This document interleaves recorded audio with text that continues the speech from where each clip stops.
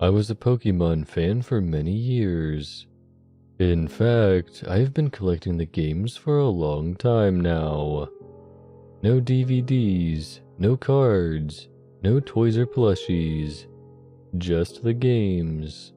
I have almost all of them, except for Pokemon Emerald and Violet.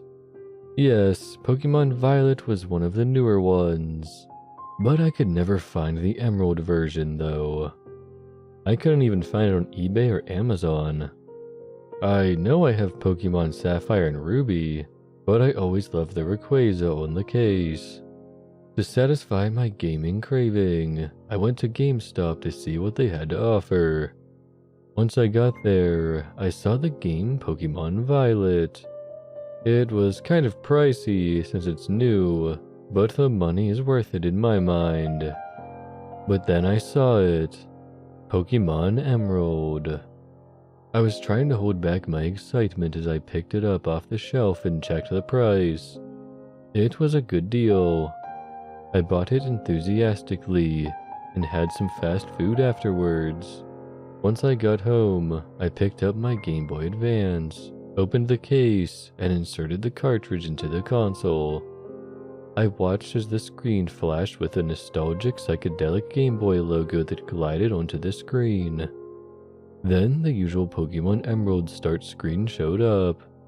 Yet the game was pretty old, so a glitch in the title removed the Rayquaza in the background. I continued the game and waited for Professor Birch to show up. Although, instead of the professor showing up, all I could see is a page of paper where he once was.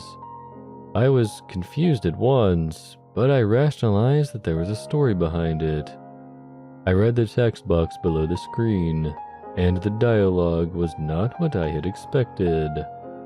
You picked up the page and read it. Oh, really? So I must be holding a ROM hack apparently. Honestly, a hacked copy of Pokemon Emerald was still better than nothing. I continued to read the dialogue. Anyone reading this must know that there is something strange going on in Hoenn, and the researchers and I have gone there to check out this phenomenon. Take care. It was succinct, and I liked it. Now that the cutscene was over, I customized my trainer to be a boy and named him Pepe because I liked going online and viewing funny memes. Once I got into the game world, it just boots me to the starting town with no cutscene, no text, no nothing. Little Root Town was empty and desolate, as if something came over and destroyed the whole thing on a Godzilla-sized scale. I tried entering one of the buildings, but a dialogue box pops up instead and says, "You can't enter, it's locked." Well, I can't really go inside any buildings, and I can't talk to NPCs since they disappeared. The only thing I could do was go into the tall grass. I expected to see Professor Birch being harassed by a Zigzagoon, but the cutscene was only showing the Pokemon. Then, instead of a Pokemon battle, the Zigzagoon just ran away. I didn't realize that the cutscene was over, and I just stood there stupidly for a few minutes. Once I find out that I can move again, I then tried to chase after the Zigzagoon. The more I follow it, a hazy fog fades into the screen, and it gets more thick, to the point that you can't even see through it, and I had to just hold the up button hoping for the best. The fog dissipates, and I had wandered to a cave with a colossal entrance. The Zigzagoon ran inside the cave, so obviously I ran in too. I remember other caves in the Pokemon games, and figured I'd just be swarmed by Zubats. I went through the cave while chasing after the elusive Pokemon. It got darker in the cave, and I thought I could see sprites of bones of previous less fortunate Pokemon laying around. The cave gets more littered with bones of Pokemon, and soon, human remains?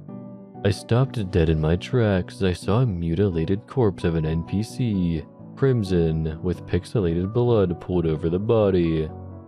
I walked more into the cave as more gory sprites of Pokemon were strewn about the map.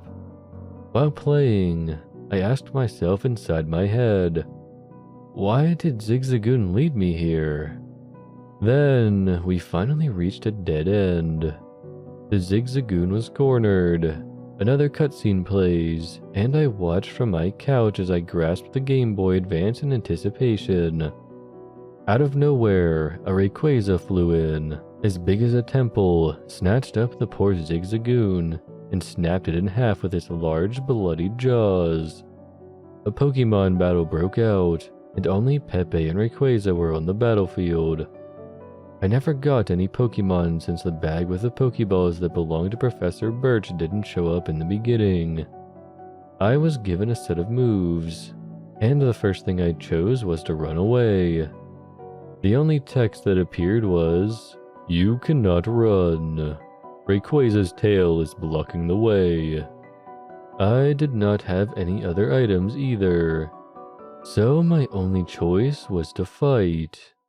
The one attack that Pepe has was Quick Attack. I used it, but the game slapped me in the face and showed me a text box that told me, Pepe's fists were not able to damage Rayquaza's tough hide. I realized that I'm fighting a losing battle. It's Rayquaza's turn now, and it used an attack called a Devour. A well-animated attack plays out of Rayquaza flying up out of the screen and descending back down to the battleground, and takes a bite out of Pepe, showing it ripping his upper half off in pixelated bloodbath, and the lower half spraying blood all over the place before stopping and falling into the ground. The screen turns dark, and then loops Rayquaza's cry. I tried turning the Game Boy off and muting it, but it just keeps playing that noise over and over. I decided to take the cartridge out, but the Game Boy kept making that Rayquaza cry. I took it apart and sold the parts for change. I even threw away the sound chip as I could still hear the echoes of the sound bite. I believe that the cartridge had to have had a virus that prohibits the Game Boy from working properly after installing.